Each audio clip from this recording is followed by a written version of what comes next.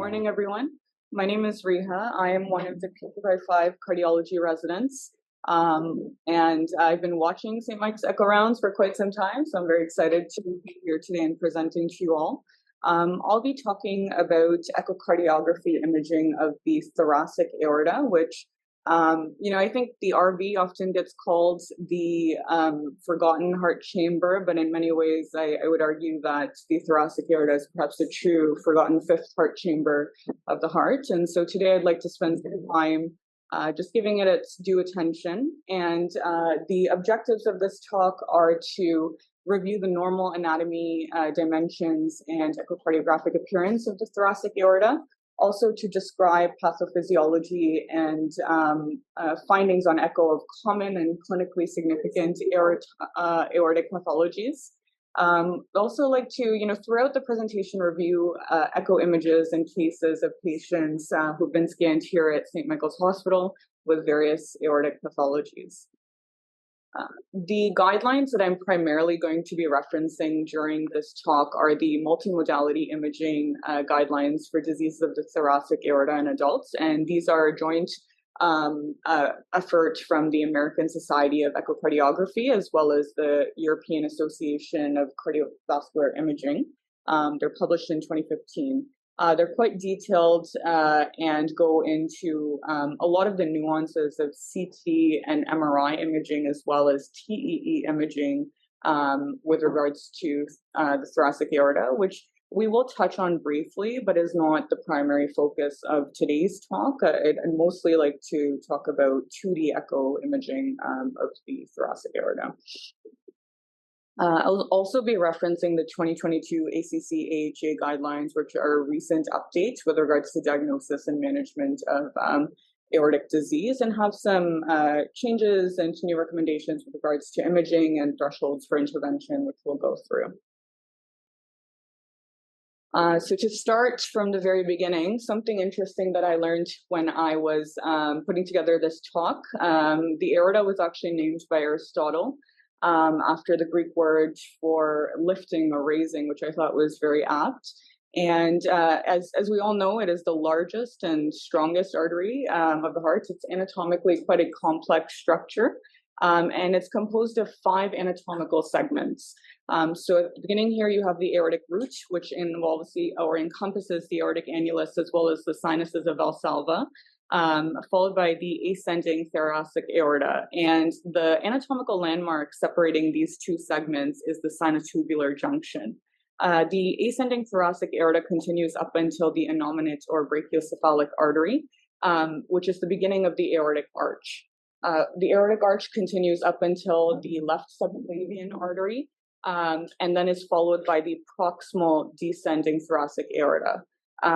This specific figure does not differentiate between the proximal and the distal descending thoracic aorta, but the anatomical landmark separating those two segments is the level of the pulmonary artery. And then below the diaphragm, you have the abdominal aorta, which is not going to be a major focus of today's talk specifically. The guidelines refer to the aorta as having a candy cane configuration, which I thought was very accurate. And when we're looking at the walls of the aorta, it's made up of 3 main walls. First is the innermost thin intima layer, which is very fragile and susceptible to damage and tears, and can lead to clinically significant pathologies that we'll discuss later in this talk. And then you have the thick media layer, followed by the adventitia, which is primarily composed of connective tissue as well as the neurovascular supply to the outer wall and the media of the aorta. The media is a very complex layer. It's made up of more than 50 alternating layers of elastin tissue and smooth muscle cells. And this is really what allows the aorta to function in its role as both a conduit and a reservoir for blood flow within the body. At the end of systole, when the left ventricle has contracted, up to 50% of your left ventricular stroke volume is going to be stored, at least momentarily, within the descending aorta. And so it has to be able to expand to accommodate that volume of blood and then has to very quickly be able to recoil in diastole to propel that blood forward into our circulation. And we know that as we age and we have degradation of this media layer and we have collagen deposition that affects the elastin abilities of the aorta, we start to see some dilatation with age as a result of that. And we also see changes in our pulse pressure as a result of decreased elastic properties of the aorta. And so because it is anatomically quite complex, imaging the aorta can be challenging. There are a number of guidelines and recommendations on the conventional way and the recommended way to perform aortic measurements to ensure that there is good inter-test reliability and concordance when we are comparing our readings. And so this is from the JAC guidelines, and the peristernal long axis on a standard 2D thoracic echo gives you in most patients, a very easily attainable and clear view of the aortic root and the ascending aorta. And it allows for measurements at various sites along the aortic root and ascending aorta. One thing I'll comment upon is that this diagram, though it is from the guidelines, is a bit misleading because the convention and the recommendation is that we do perform aortic root measurements leading edge to leading edge, which you can see in the still frame from the echo on the right. And this is also recommended in the most recent AHA 2022 guidelines when they talk about recommendations for aortic imaging technique. So their class 2A recommendation is that in patients with known or suspected aortic disease, it's reasonable to measure the aorta from leading edge to leading edge. And you want to be, I'll just go back for a second, perpendicular to the axis of blood flow. So essentially, if this is the long axis of the aorta, your measurement should be perpendicular to that. And you want to measure at the maximum diameter on the aortic root, again, to allow for concordance when you have multiple readers who are measuring in different time frames.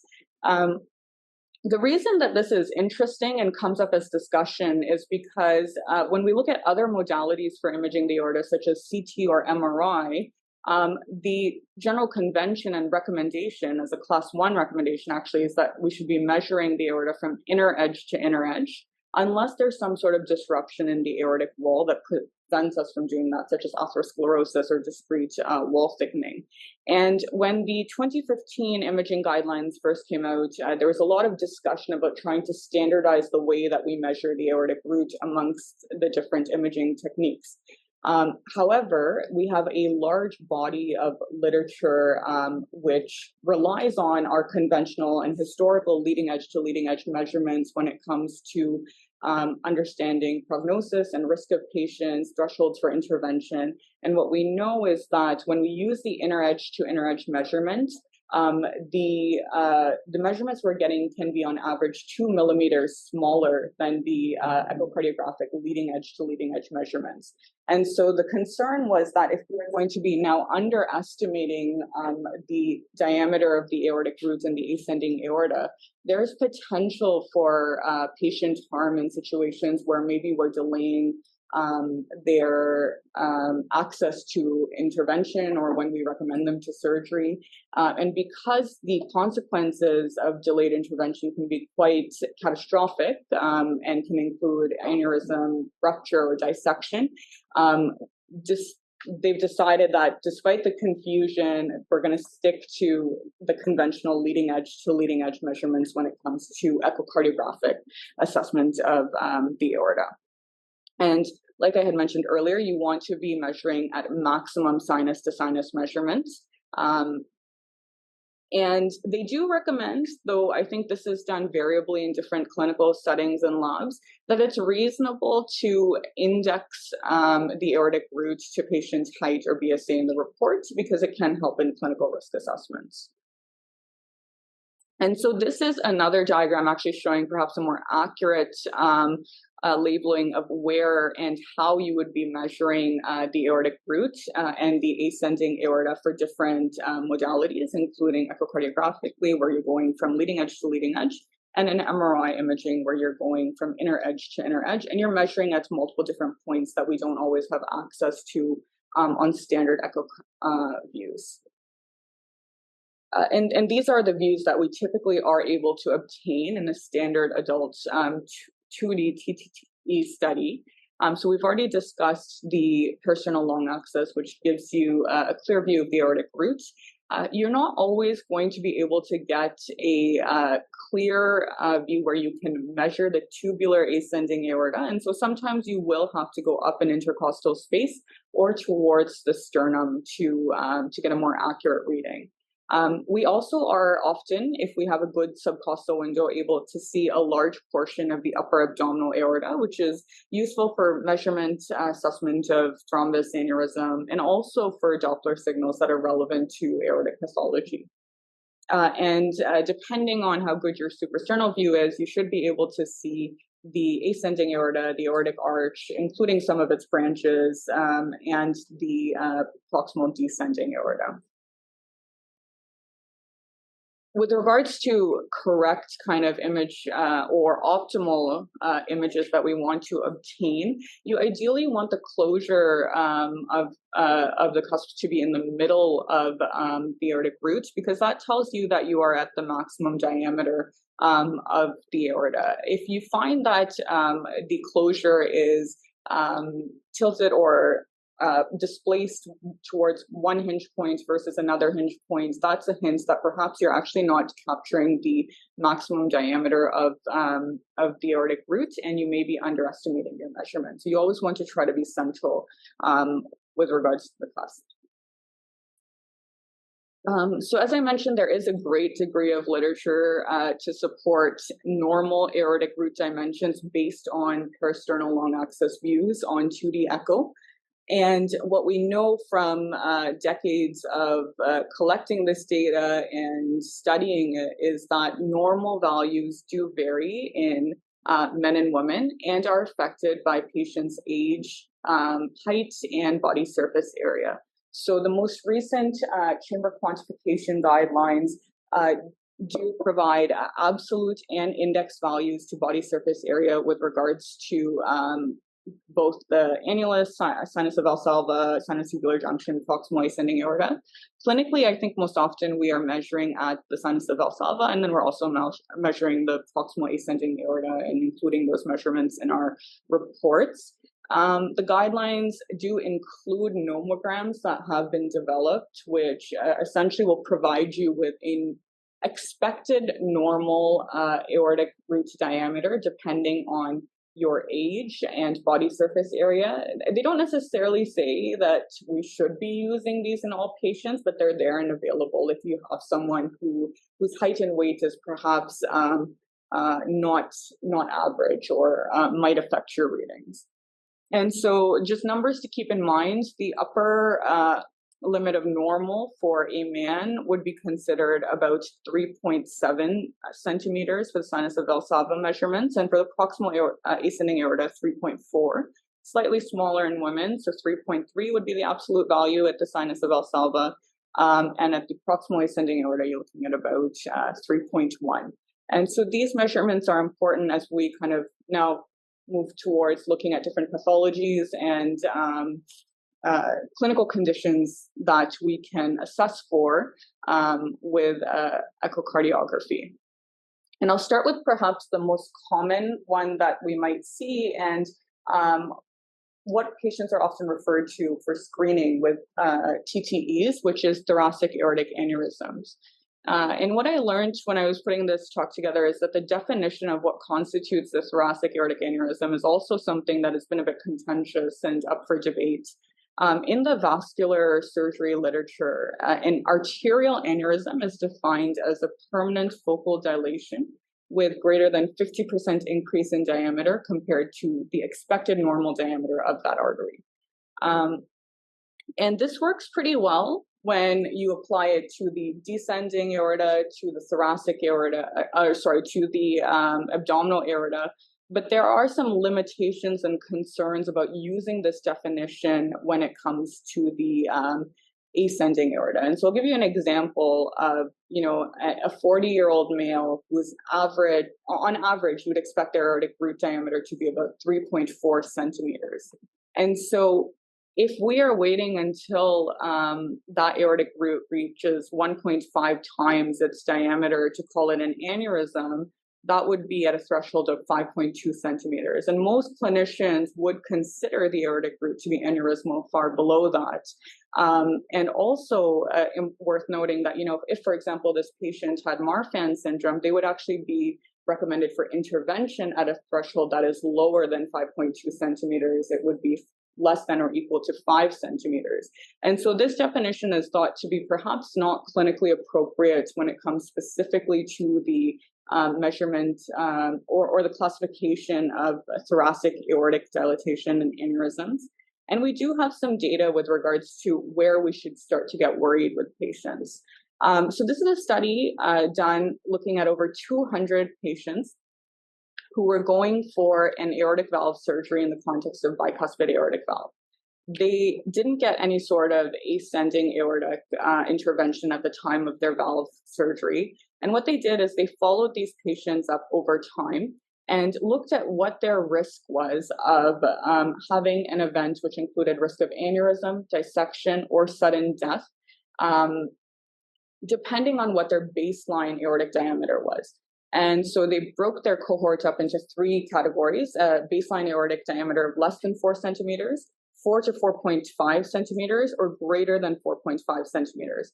And what they found is that patients who had a baseline diameter of 4.5 to 4.9 centimeters had a significantly increased risk of aneurysm, dissection, or sudden death in the 15-year follow-up period as compared to those who had diameters less than 4.5 centimeters, which tells us that maybe this is when we should start to, pay more close attention, screen more closely, and think about referring to a surgical service if we haven't already done so. Another important study is the MESA study, which was the multi-ethnicity kind of population-based trial that was done looking at cardiovascular health in general and atherosclerosis. And one component of their trial, what they did is they looked at their population of patients, and their control group was patients who had an aortic size of less than 3.4 centimeters. And they compared what the relative risk was of aortic dissection in patient populations as the aortic size increases. And what they saw is that in patients who had a aortic root diameter of 4 to 4.4 centimeters, there is an increase in their relative risk of aortic dissection if they follow them over time. And that actually increases dramatically at a diameter of greater than 4.5 centimeters. So based on this available data, the AHA defines aortic dilation as greater than 4.0 centimeters, and the aortic aneurysm as greater than 4.5 centimeters. And my interpretation of the AAC guidelines is that they actually prefer or perhaps suggest against qualitative labeling of the aortic aneurysm or dilatation as aneurysmal, ectatic, severe, but instead recommend that we can just use the general term of aortic dilation and encourage reporting diameters and change over time. So more quantitative values in our final reports, and these can be used by clinicians to assess risk depending on the patient's overall risk profile. And so with that definition in mind, when we think about thoracic aortic aneurysms, they can affect one or more aortic segments, but predominantly 60% involve the aortic root and or the ascending aorta. And they can be saccular in nature, which means they're really only affecting one part of the arterial wall, or fusiform, with more so in bulging rather than outpouching, and it affects all the different walls of the vessel. And here at the bottom, I'll just draw your attention so figure A shows a normal aortic root.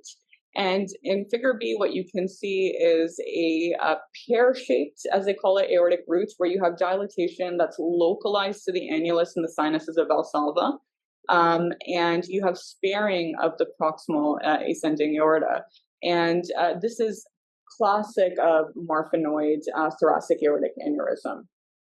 And I'll show you actually, so this is a 2D echo image, a transthoracic of the peristernal long axis. And again, you can see that in this patient, they have marked dilatation of the aortic root. It measures at 5.4 centimeters.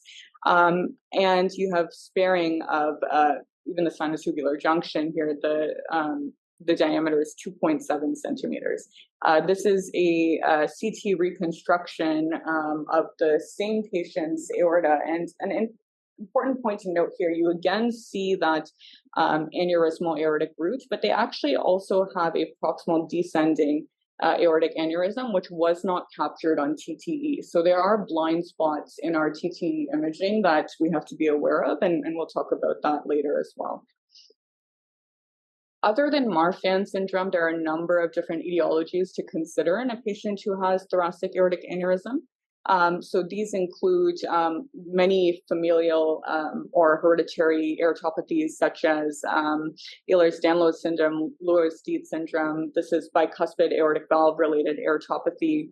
And outside the genetic and hereditary conditions, there's also infectious aortitis, which can also be syphilitic aortitis, and non-infectious etiologies of aortic inflammation, such as giant cell arteritis and Takayasu's arteritis.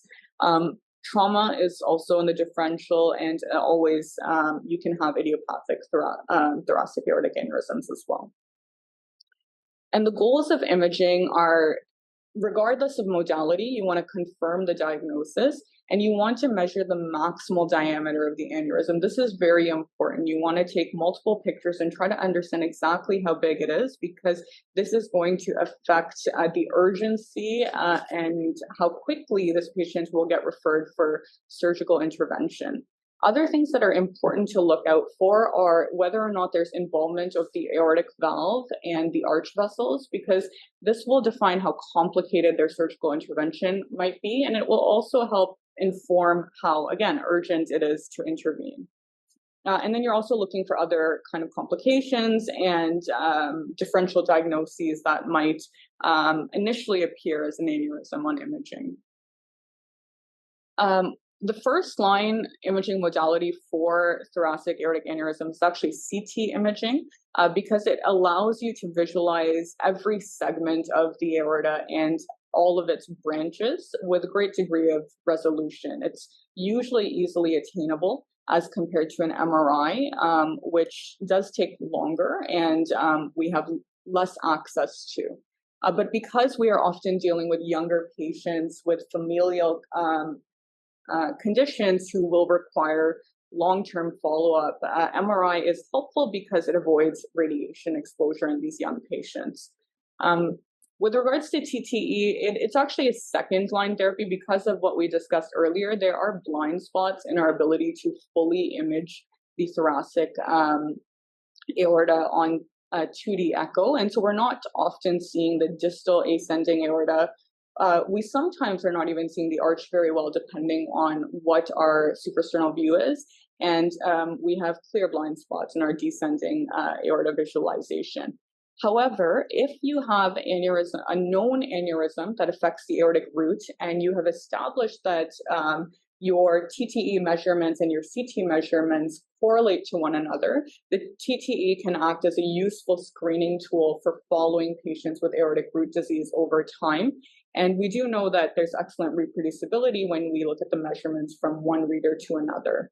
It's also very helpful for identifying aortic valvular involvement, such as degree of aortic regurgitation, as well as LV function, all of which will affect when you might refer your patient to surgery.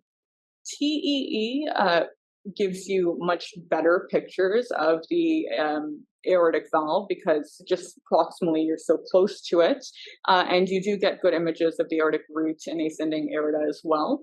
But it is semi-invasive, and it's not, depending on who is doing the study, you might be taking images at different angles, and so it might be hard on serial examinations to follow a patient with TEE specifically for an aneurysm. So it is third line kind of imaging modality for this specific diagnosis.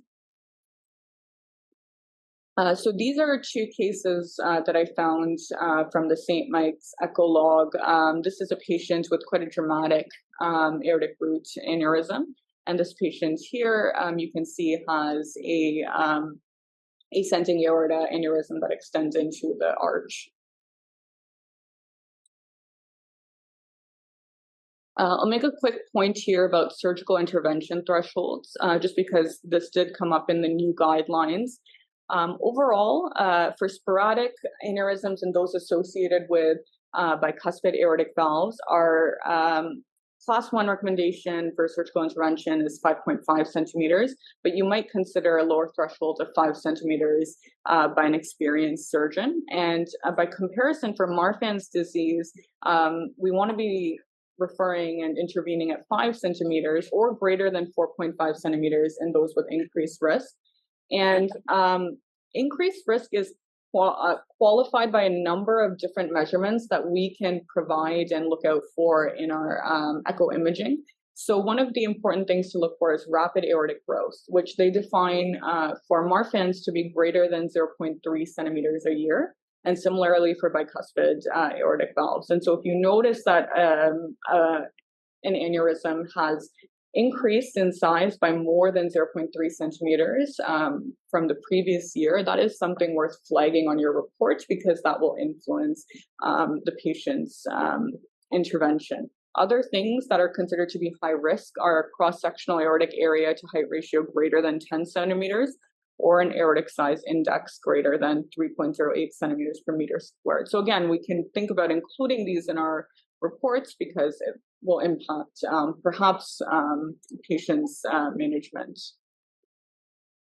And the reason that we worry so much about these aneurysms is because we're trying to avoid a catastrophic outcome. And specifically what we're talking about is the acute aortic syndromes. And so this encompasses multiple clinical diagnoses. It includes the classic aortic dissection that we all know and learned about in medical school, and also includes intramural hematomas, penetrating aortic ulcers, as well as aortic aneurysm ruptures. And all of these have very different pathophysiology, but the important thing is that they will present clinically often in a similar manner. And the result of the initial injury is that you have impaired integrity of the aortic wall and potential danger of aortic rupture, which of course is life-threatening and requires emergent attention. Aortic dissections are probably, and aortic aneurysm rupture are the ones that are best visualized by TTE imaging. So those are the ones that I'll talk about specifically today. And when we look at imaging modalities for diagnosis of acute aortic syndrome, you really want a test that is quite sensitive and specific, given the high mortality rates associated with these diagnoses. And so CT and MRA has a sensitivity and specificity that's within the 90 to 100% range. So this is really your first line therapy or imaging intervention. TTEs are less sensitive and less specific. I think the numbers are in the 80% range. And so you really don't necessarily want to be relying on an echo to rule out a dissection, for example, in a patient. However, it's worth noting that when we think about practicality, TTEs are readily available. They can be quickly performed even at bedside. They're non-invasive. They don't require any radiation or contrast exposure. And if the patient is not emergently rushed to a CT in the emergency department and the clinical suspicion is not that high, it is not unlikely that the first scan they're going to get to diagnose a dissection is an echocardiogram. And so if you see a dissection, for example, on an echo, then you've confirmed a diagnosis. But if you do not see one, then you cannot say that you've ruled out a dissection. And when we talk about dissections, essentially what we're talking about is a tear in the intimal layer of the aorta, which leads to blood flowing into the media. And we classify the dissections based on anatomical localization. And so the Stanford classification of type A, type B dissections is based on whether or not you have involvement of the aortic root and the ascending aorta, and the anatomical landmark to differentiate the two is the left subclavian artery. And then we also have the debate key classification, which looks at things a bit differently, but is similar. So type 1 dissection goes from the ascending aorta down past the arch, whereas a type 2 dissection, much less common, is localized specifically to the ascending aorta. And a type 3 dissection spares the ascending aorta and the arch and starts past the left subclavian. So during the 24-hour hyperacute period after a patient initially presents or is symptomatic, ascending aortic dissections carry a risk of rupture of about 1% per hour, and 75% of aortic dissection-related deaths occur in the first initial 2 weeks. And so you do have to have a high degree of suspicion for dissection if you're getting the appropriate clinical history. And like I said, oftentimes the first diagnostic test that these patients might get done, depending on the degree of suspicion, is an echocardiogram. So you have to be on the lookout for this diagnosis. And what you're expecting to see is a mobile dissection flap. And you should be able to, on echocardiogram, identify the true lumen and the false lumen of a dissection, because you will see brisk forward systolic flow in the true lumen, whereas in the false lumen, you'll likely see very delayed or even absent flow. Sometimes we see what we call echocardiographic smoke in the false lumen as well. And the true lumen will expand during systole. And so you should have essentially diversion of the dissection flap into the false lumen during systole. Other things to look out for are the presence, severity, and mechanism of aortic regurgitation, which I'll talk about momentarily. Look for coronary artery involvement and side branch involvement, because this will affect what kind of endovascular repair this patient might need. And look for signs of tamponade, which will have hemodynamic consequences for your patient and is important to recognize early on. So aortic regurgitation occurs in approximately 50% of patients with a type A aortic dissection. And there's a number of different mechanisms by which it can occur. So because you have a dilated aortic root, as seen in panel A, you can end up with incomplete aortic root coaptation, where you're getting wide open AI just because the leaflets aren't able to close or coapt appropriately. You can also get cusp prolapse, where the aortic root cusp actually prolapses below the annulus, as seen on this TE image here, as well as prolapse of the dissection flap through the aortic valve, causing regurgitation. It's also important to note that patients can just have pre-existing aortic valve disease because, for example, bicuspid valves do carry an associated risk of aortic aneurysm and dissection. And so that's another possibility for why someone might have aortic regurgitation in the setting of a type A dissection. And this is another really interesting patient who had a type A dissection repair, and on their follow-up echoes, you can see that they actually have still a dissection flap that extends into their left subclavian and carotid arteries, and you can appreciate here again the true lumen as well as the false lumen of this dissection. Aortic coarctation, which is not a common clinical diagnosis that we come across, though from my reading, apparently the 6th most common congenital lesion, but it is something that we can assess for on standard 2D echo. And aortic coarctation is described as a discrete narrowing of the aortic lumen, just distal of the left subclavian artery. So you can see that on the CT image here. And approximately 50% of patients with coarctation have a bicuspid aortic valve. So it's important to look for that if you do find evidence of coarctation, to go back and look very closely at the aortic valve. You can most often you should be actually imaging these patients with CT and MRI, because it will allow you to see the exact site, the degree of obstruction, and the extent of collaterals. But 2D echo can also be quite helpful because it allows you to obtain Doppler gradients, which cannot actually easily be obtained via TE or other measurements.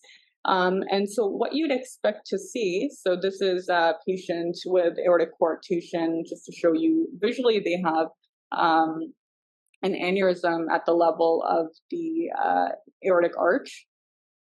And you'd expect to see high velocities when you do your PW Doppler through at the level of the descending aorta.